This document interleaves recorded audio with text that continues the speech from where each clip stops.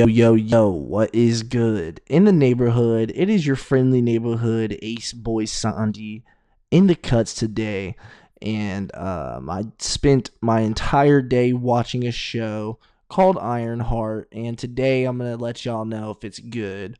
Long story short, it's not. It's very boring. I took a lot of notes here. Let's just get into it. So first and foremost, the one thing I didn't like about it is it was very woke. Very woke cringe. On top of that, it honestly was very boring up until I'd say about the sixth episode. Nothing really happens. The woke cringe lasts, a lot. There's a lot of it, bro. There's a lot of it, bro. There's a drag queen character named Slug that just feels very forced on. Like, why was like, bro? If you look up what Slug was in Ironheart in the comics and see what Slug is now, it's just very weird. Also, why the fuck is a drag queen hitting licks with nails on and shit? Like I just don't see that being realistic. I just don't see a bad bitch doing some shit like that. Anyways, that filler was cringe. I honestly think they should have just focused on Riri and made this a whole origin story with herself, Mephisto, the cloak guy, the Hood, whatever his name was, and Zeke or Joe, whatever he goes by. We'll just call him Joe. Joe is a cool character too. I like Joe Mama, but really this I don't even know what to call it. I guess mini series was not comic accurate. They should have been comic accurate. They didn't really make anything comic accurate at all. And since they didn't, honestly, I think it would have been cool to see Riri live in Hell's Kitchen or Queens, just so she lines up in the MCU a bit more. They could have not necessarily like outright mentioned that there's vigilantes and shit in Hell's Kitchen, but it would have been cool to see Riri live in Hell's Kitchen, and all of this would have went down in Hell's Kitchen.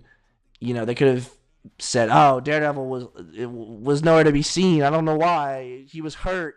Something like that. Could have been cool, but they didn't do that, and that was kind of ass. But let's give this one W here. There's a couple W's I'll get into actually, but one that I kind of pointed out while I was watching this fucking shit was the soundtrack. The soundtrack was pretty good. Skrillex composed a lot of it, which is kind of a weird choice, but it works. Skrillex kind of snapped. He did his thing. Skrillex did his thing. There was also an Eric Andre cameo. His name was Rampage. I liked his character. He was like a cringy tech guy that his whole team didn't like, but I liked him. Another thing I didn't really like, I said I was talking about shit that I liked. I'm the worst reviewer ever. We're gonna talk about more shit that I don't like. I didn't like how there was not very many suit scenes. Like there wasn't very much Iron Heart action. It kind of focused on Riri and her squad, not Ironheart, which was kind of weird. Another thing that was weird is that there was a lot of acknowledgement of Tony Stark, and like I guess it's because she's Tony Stark's like protege or whatever, but still, it was just really weird that Tony was acknowledged despite the snap happening and despite everything that is going on happening after Black Panther 2. So it really didn't add up in the timeline, if that makes sense. And that's just kind of me being nitpicky, but still, I know I'm not the only one being nitpicky about that. Um, Another thing that I thought was weird was just the whole entire relationship dynamic of Riri and her AI. Like, they definitely were gay for each other, and I'm not sure if that's a good thing or a bad thing. I just thought it was kind of weird. I also thought it was weird that they used Riri's panic attacks. Like, she had a lot of panic attacks in the show. They basically really made her kryptonite, and I don't really know why. Like, I don't really understand that. Another thing that I noted was that Joe kept his father's ashes in a Ziploc bag, and it reminded me of what the directors of Ironheart felt of Phase One. That's kind of what it symbolized to me. But man, I don't know, man. I just don't see much good in Ironheart. There was a cool villain, Joe, I think, or Zeke or whatever his name was. He had like cool electricity powers. He worked for the Hood. That was kind of cool.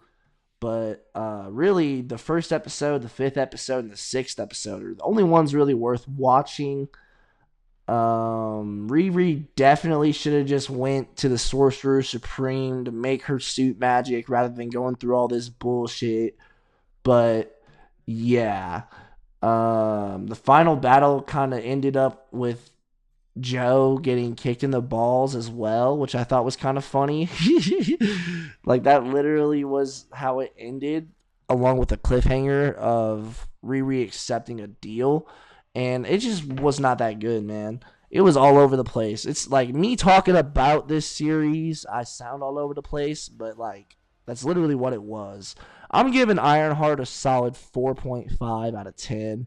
Was not a good show. But yeah, that's my opinion. What are your guys' opinions on it? If you have one, really sit in the comments. And yeah, that's about it. I mean, I'm gonna review some more content, some more movies and shows. Anything that kind of catches my eye, I'll review. And yeah, that's been about it. Peace.